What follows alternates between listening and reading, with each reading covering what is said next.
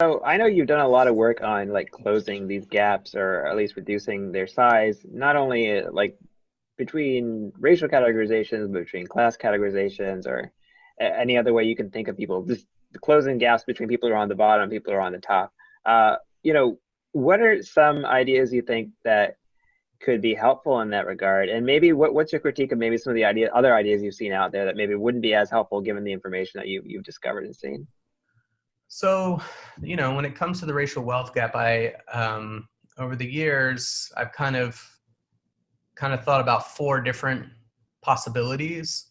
The first one, and people talk a lot about this, though I don't think they think too hard about it, is let's just get the median Black family up to the median white family, right?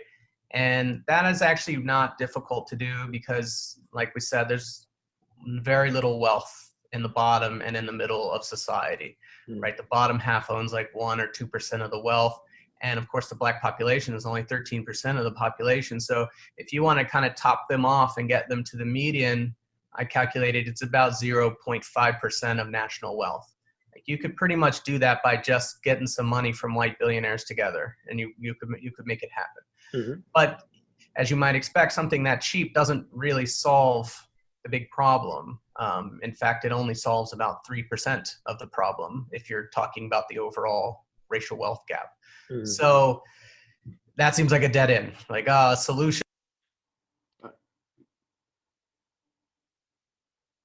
Quick question. Quick question. So he just basically said what he was talking about wouldn't work, right? Yeah. Because he just said it would only take care of like 3%. And it wouldn't have to, so, but that is basically what he said, right? So basically he said all that stuff just to say like, oh, that wouldn't actually really work. Am I right? Okay. But I want to be clear, like he's actually focused on the actual goal. Like he's paying attention to the goal and saying this is not good enough to actually reach the goal of closing the racial wealth gap. Okay. I want the audience to keep that in mind. Okay. So I'm cut him some slack. That's what you're saying. Yeah. For now. Okay. I'm gonna keep it going. That not where 97% of the racial wealth gap remains is no solution at all, it would seem to me. So then you move into the second category and you say, okay, we're not going to close the median, we're going to close the mean, the average, right? The difference between 900,000 for white families and 140 for Black families. And how are we going to do that? And you kind of break off into two ideas. You say, well, let's just make the Black distribution match the white distribution, right? So the wealthiest Black person will have as much as the wealthiest white person. The poorest Black person will have as much as the poorest white person. So it'll be very unequal, but it'll be equal between the races. They'll look the same. The lines will overlap, right? Yeah.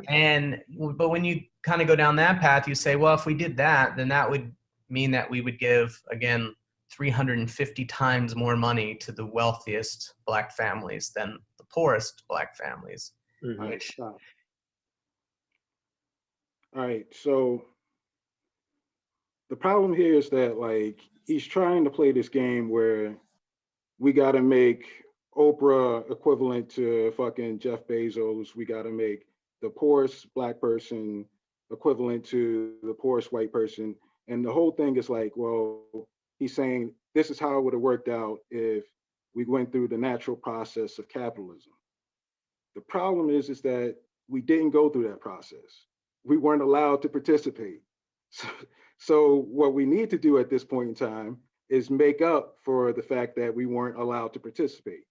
And you can't sit here and say that you worked it out where you can figure out exactly what Oprah would have had under capitalism if slavery and none of this shit happened. You can't do that. You don't have any equation to do that.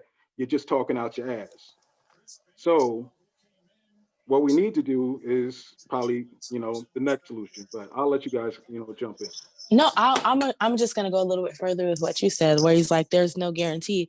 Well, actually, if you start pulling people who were here before the end of slavery and you're looking at the wealth in their families, they tend to have a little bit more money. Some of them got land. Remember, a lot of these families were able to get Homestead Act and all those other things in the late 1800s, early 1900s. Like a lot of these people, well, it was late 1800s for the Homestead Act. So a lot of these people were able to get land and sell that land off over time and create all kinds of lives. Like, how are you saying that we wouldn't have had that? Like, we're not even talking about the fact that we were denied 40 acres and a mule. We were denied the 100 acres that they were giving away to people who were just arriving. So for them just to be like, oh, you shouldn't, well, it would have worked out this way, but we don't know that. And on top of that, we were denied everything. Every time there was a handout or a gift in this country, we didn't get it. So it's time for you to pay up. It's not a big, I don't understand why it's such a big deal. Just pay what you owe. The only reason why it's an issue is because you don't want to pay the money to Black people. I'm done. Facts. John, you got anything on that? Yeah, I ain't got really. I mean, this nigga's crazy.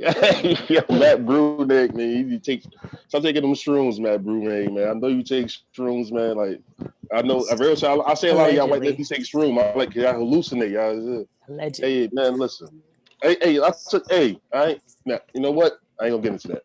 Yeah, But what I am going, I never took no shrooms though. But what I am gonna get into is that Matt Bruenig is really trying to say, like, he's basically, it's a clever argument, but it's not that clever though, to be honest with you. Because he's like, yo, real shit. Like, if Jeff Bezos, first of all, oh my Jesus Christ, I'm about to get this nigga. He's bugging.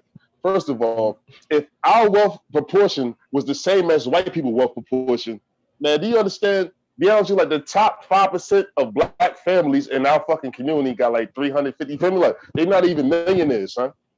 You feel me? Your top 5% is millionaires ding, type ding, shit, like real ding, shit. Like, ding. so let's even talk about that. Then your bottom 50% probably own, yo, real shit. What percentage of white people own less than $1 in wealth?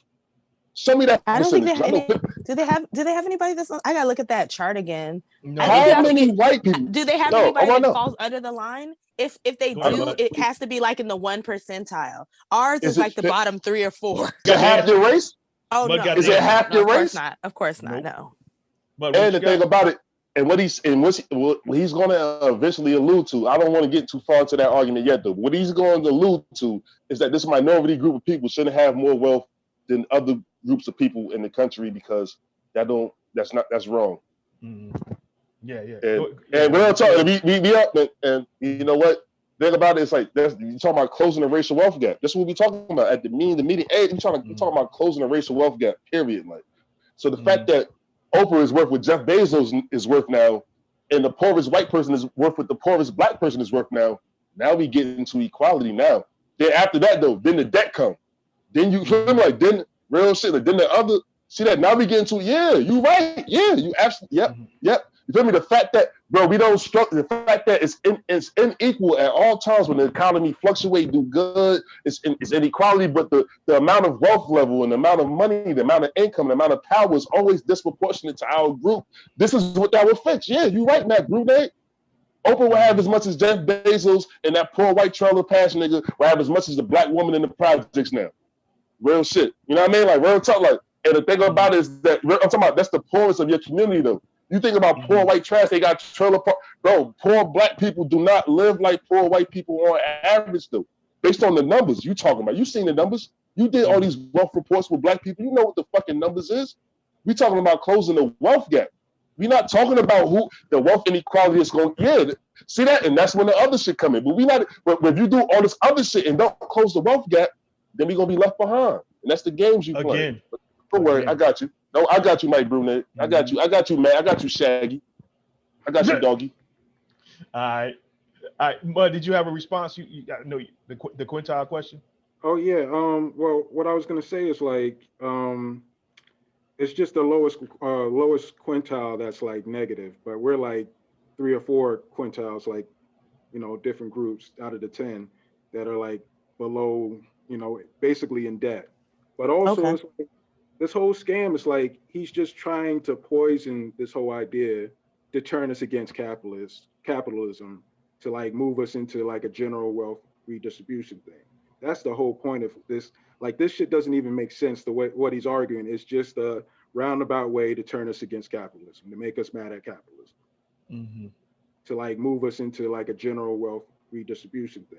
That's the whole point of this. Like this shit doesn't even make sense. The way what he's arguing is just a roundabout way to turn us against capitalism, to make us mad at capitalism. Absolutely, yeah. And it's just something I wanted to get to as well. But let me just to touch on it. I need everybody to take. This is my first. I've read some of Mac Bruenig's work, but this is my first time listening to him speak, in on video.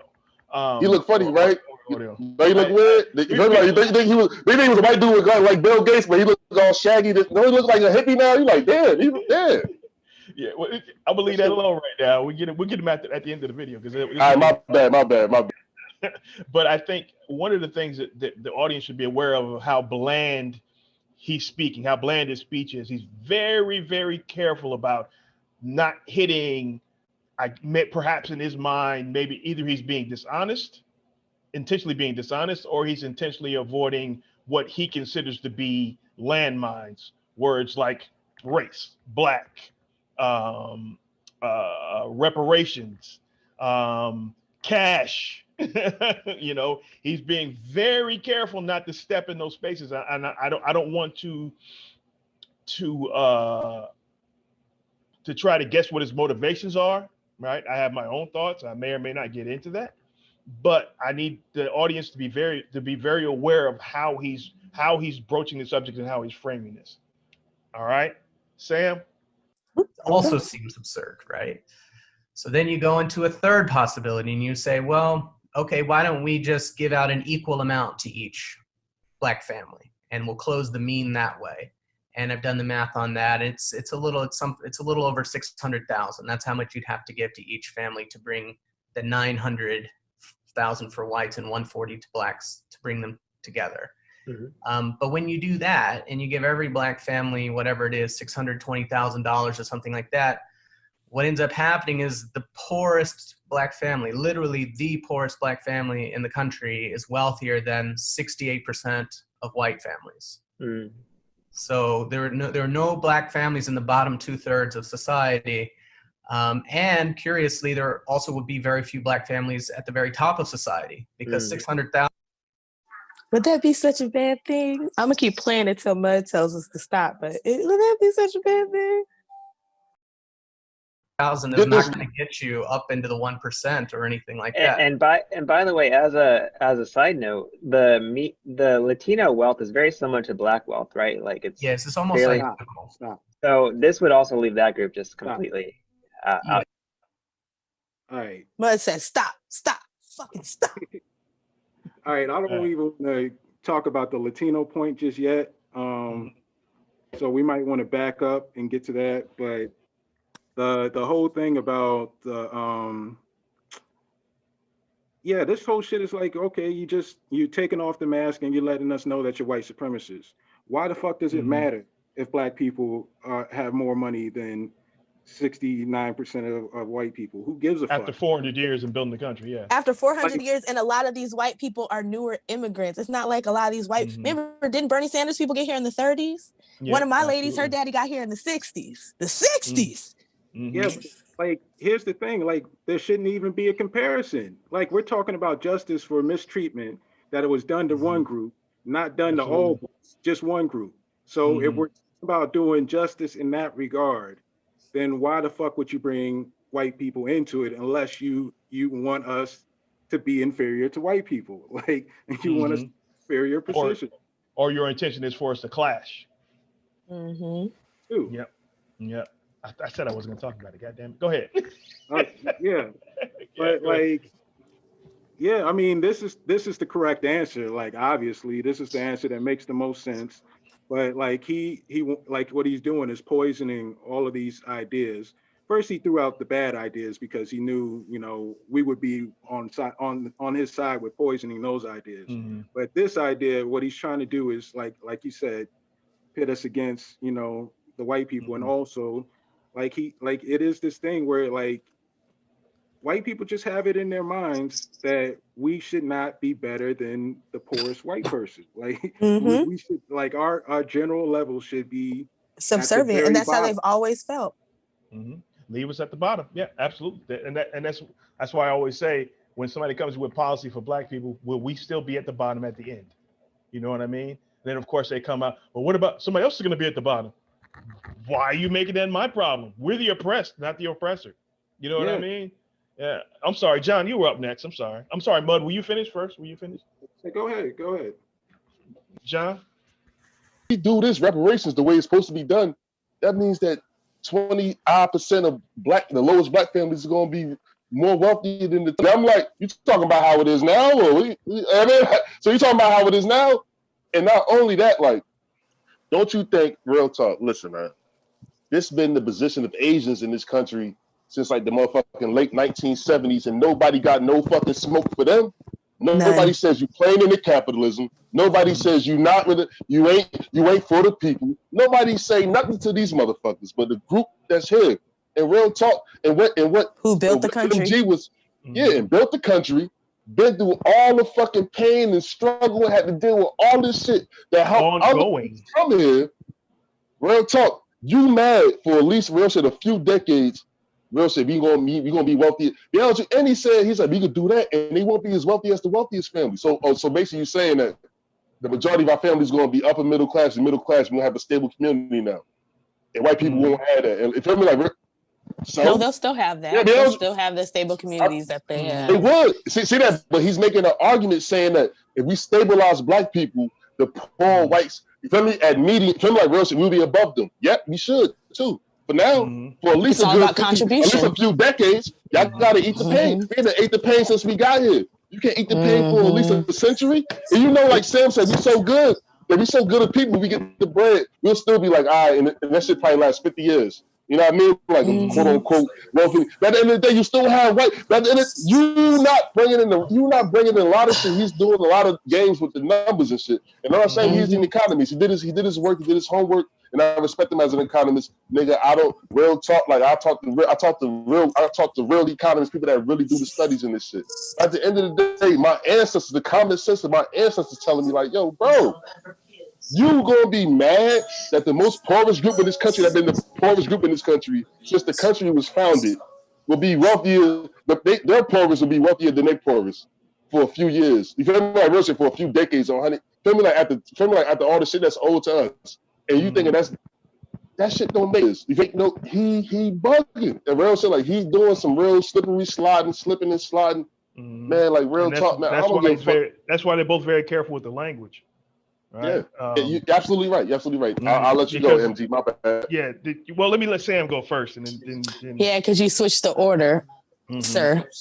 My bad. Mud on your Hey, definitely get him the fight. I was after Dragon Queen, go get him. Go get him. But no, it's all good. No, I just He wanted you to close it out. He wanted you to bring it home. He like, yo, Sam. I'm not done. I can't with you. No, he was like, Sam, I bring don't it know if home. y'all ever saw Mean Girls, but you just reminded me of the black principal when he like raised his hand when they were like, who has been abused by so, and everybody's like raising their hand. Oh, hell no, Sam, hell no. Go ahead, Khaleesi, do your thing.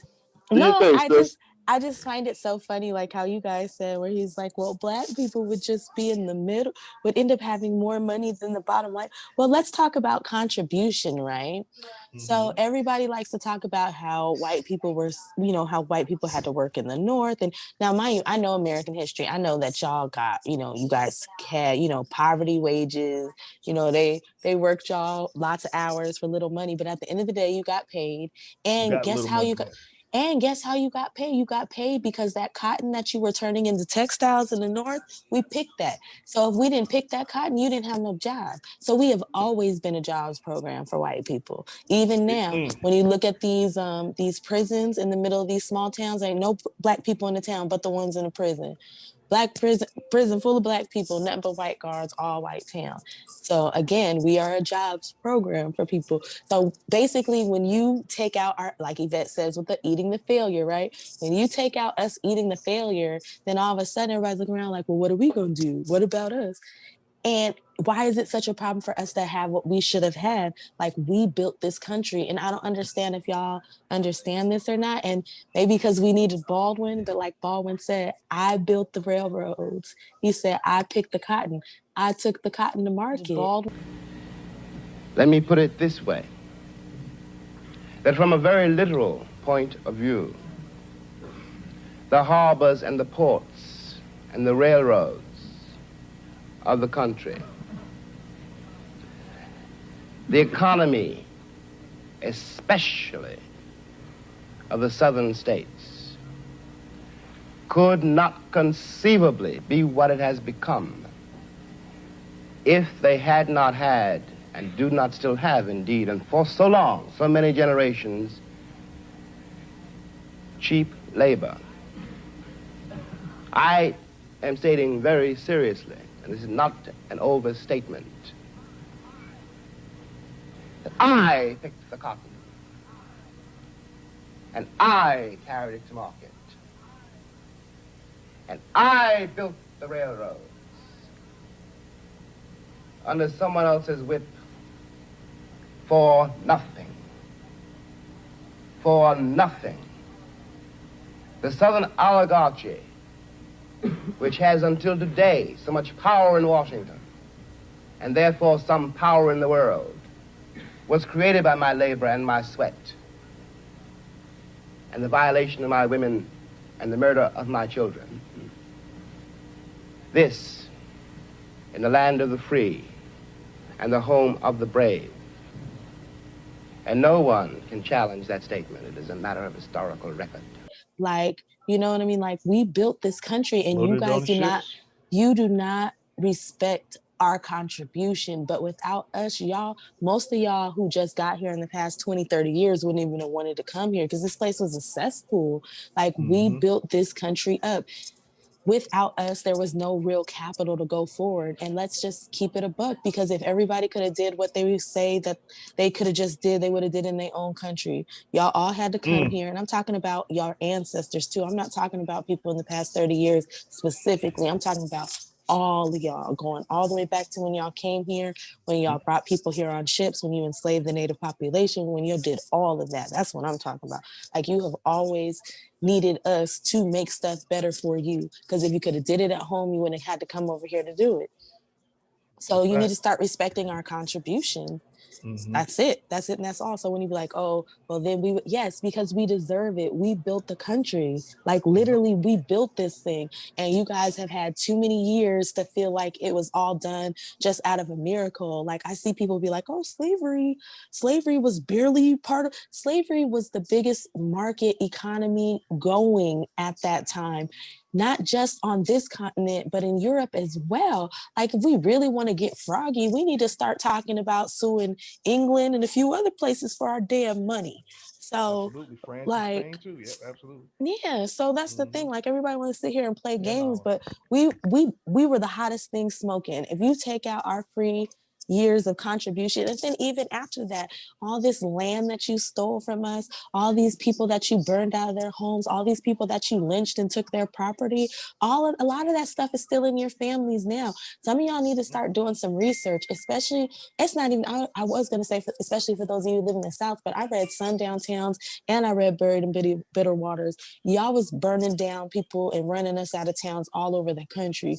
But specifically, if you live in the South, you need to do some research, because you probably know somebody whose family is living on land that somebody ran some Negroes up off of. I'm not saying all of y'all come from these murdering people, but a lot of y'all do. And a lot of y'all need to have some serious conversations with your grandparents before they die.